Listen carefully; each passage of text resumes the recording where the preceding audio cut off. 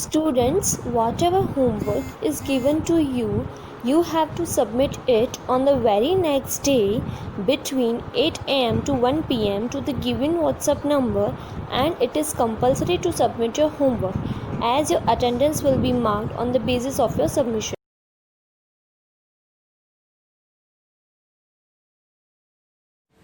Okay students, in our previous lecture we discussed about question answers of exercise, and now in this lecture we will continue the remaining exercise. Okay, now next starts question E. Answer these questions in detail. And the first one is explain the social, political and military causes of the revolt of 1857. यह question का मतलब होता है कि 1857 के विद्रोह के सामाजिक, राजनीतिक और सैन्य कारणों को समझाइए. Okay, now let's start the answer. First one is social causes. Lord William Bentinck made the practice of sati punishable. जिसका मतलब है लॉर्ड विलियम बेंटिंग ने सती प्रथा को दंड देने योग्य बनाया.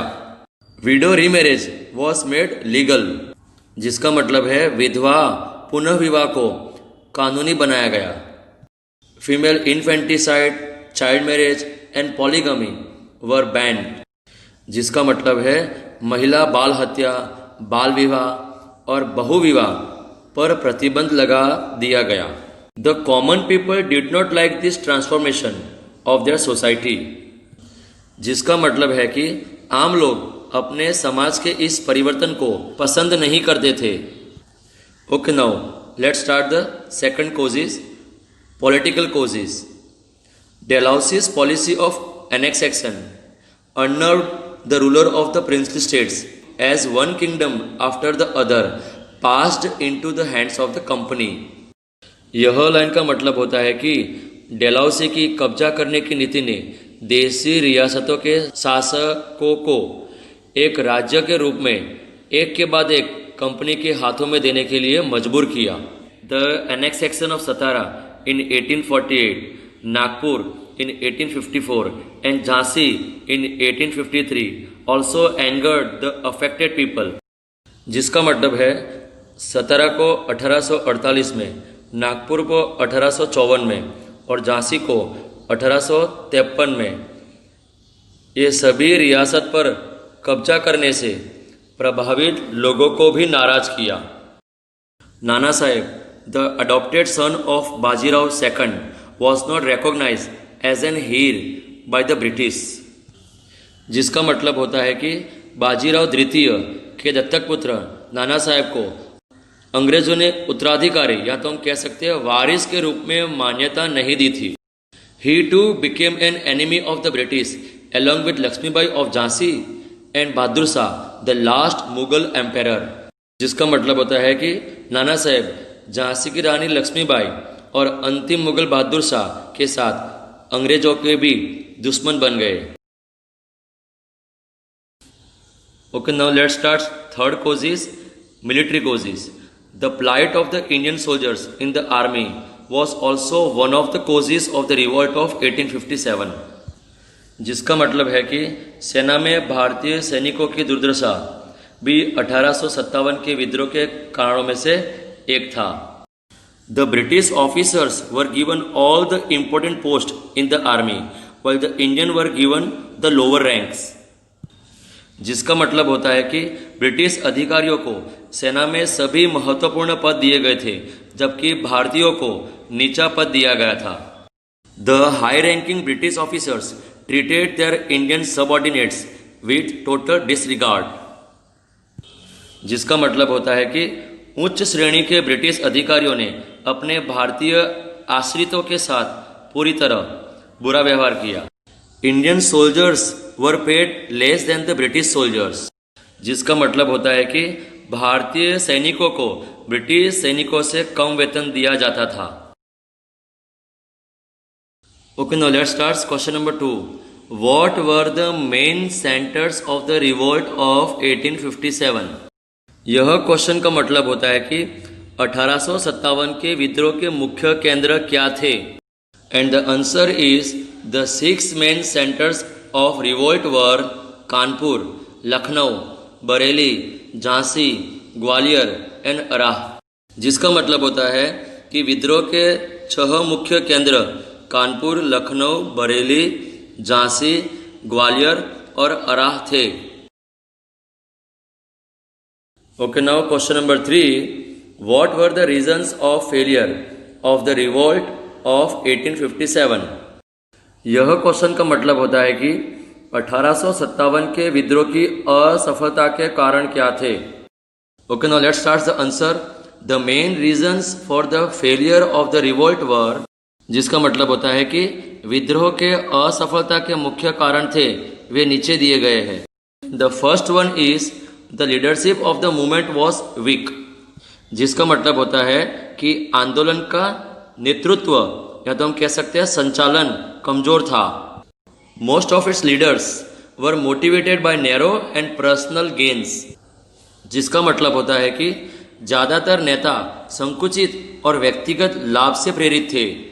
They fought to liberate their own territories, जिसका मतलब होता है वे नेता अपने खुद के क्षेत्रों को मुक्त करने के लिए लड़े. Okay, now let's start next point. The revolt did not spread to all parts of India, जिसका मतलब है विद्रोह भारत के सभी हिस्सों में नहीं फैला. The regions in the south and north did not participate in the revolt, जिसका मतलब होता है कि दक्षिण और उत्तर में क्षेत्रों ने विद्रोह में भाग नहीं लिया. Many groups and large sections of the Indian society did not support the revolt, जिसका मतलब होता है कि भारतीय समाज के कई समूहों और बड़े वर्गों ने विद्रोह का समर्थन नहीं किया.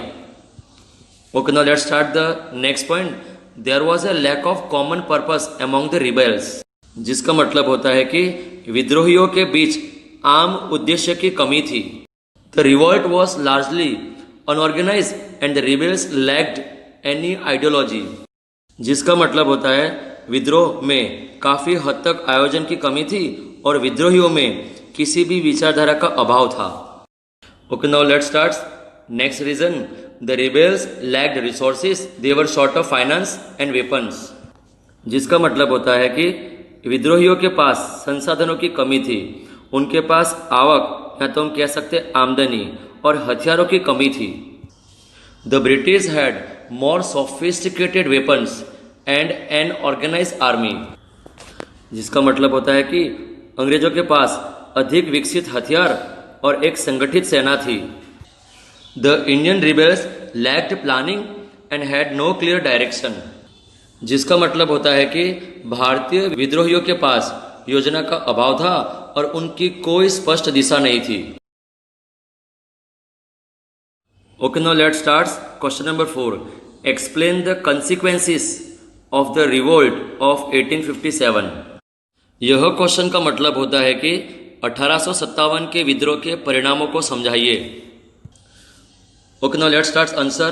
Although a failure, the revolt of 1857 brought far-reaching changes in both political and social aspects of the Indian society, जिसका मतलब होता है कि असफलता के बावजूद 1857 के विद्रोह ने भारतीय समाज के राजनीतिक और सामाजिक दोनों पहलुओं में महत्वपूर्ण नतीजे पाने वाले परिवर्तन लाए. The British East India Company's rule ended in India and the country was placed under the direct rule of Queen Victoria of England, जिसका मतलब होता है कि ब्रिटिश ईस्ट इंडिया कंपनी का शासन भारत में समाप्त हो गया और देश को इंग्लैंड की रानी विक्टोरिया के प्रत्यक्ष शासन में रखा गया. The designation of the Governor General of India was changed to Viceroy, जिसका मतलब होता है कि भारत के गवर्नर जनरल के पद के नाम को वाइसरॉय में बदल दिया गया. Lord Canning became the first viceroy of India, जिसका मतलब होता है कि लॉर्ड कैनिंग भारत के पहले वाइसरॉय बने. Okay, now let's start question number 5. What were the main features of the Government of India Act 1858? यह क्वेश्चन का मतलब होता है कि भारत सरकार अधिनियम 1858 की मुख्य विशेषताएं क्या थी. Okay, now let's start answer. The main feature of the Government of India Act 1858 were as follow, जिसका मतलब होता है कि भारत सरकार अधिनियम 1858 की मुख्य विशेषताएं इस प्रकार थी जो नीचे दी गई है। The first feature which is given here, the social customs and tradition of the people of India would be respected and no discrimination would be made on the basis of caste or religion. जिसका मतलब होता है कि भारत के लोगों के सामाजिक रीति रिवाजों और परंपराओं का सम्मान किया जाएगा और जाति या धर्म के आधार पर कोई भेदभाव नहीं किया जाएगा। Next feature is the people of India would be given jobs in public offices based on their qualification. जिसका मतलब होता है कि भारत के लोगों को उनकी योग्यता के आधार पर सार्वजनिक कार्यालयों में नौकरी दी जाएगी।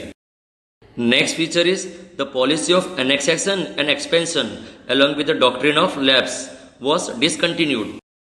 जिसका मतलब होता है कि पतन के सिद्धांत के साथ साथ कब्जा करने की और विस्तार करने की नीति को बंद कर दिया गया था।